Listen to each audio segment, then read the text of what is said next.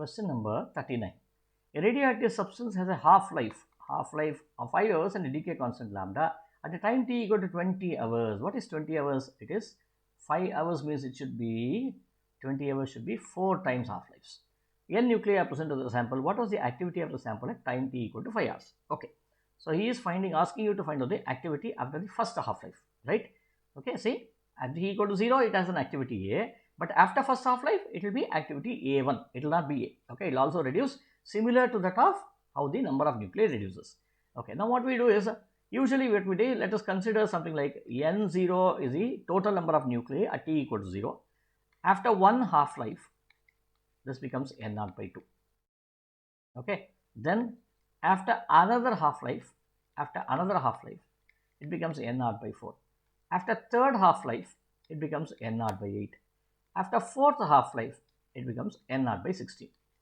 Now what has he said? He has already told you that the after 4 half-lives, total number of nuclei N is present is N here. Okay, usually we go like this. In all the problems we have seen like this over here. Now what he says is that this value that is given here is N here. Okay, this is N. Now we need to trace backwards. We need to go backwards. So if this is N here, at 3 half-lives, how much was the nuclei? 2 times N, right? So 2 times N would have become N after 1 half-life. Now what was the number of nuclei 1 more half-life before? Okay, this could have been not 3N. This is a double of this, right? Here it was double. Here also it is double of it, which becomes 4 times N. Now what was the half-life at first half-life after 0 to T, that is after 5 years? What was it? Now double of this, which will become 8N over here. 8N is the total number of nuclei during the first half-life. Second half-life, it became 4N. Third half-life, it became 2N. And fourth half-life, after 4 half-lives, it became N. So this is according to our question what is given. Okay, now everything is got. Now what is the question over here?